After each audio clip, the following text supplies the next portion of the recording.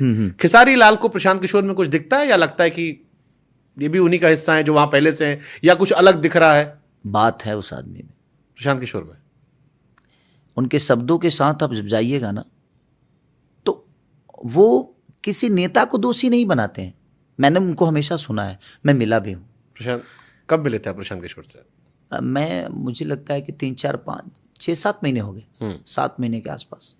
एक बार मिला था, छोटी सी मीटिंग थी हमारी, ऐसे ही हेलो हाय बने प्रणाम करने के लिए, क्योंकि मैं उनका फ़ैन भी हूँ।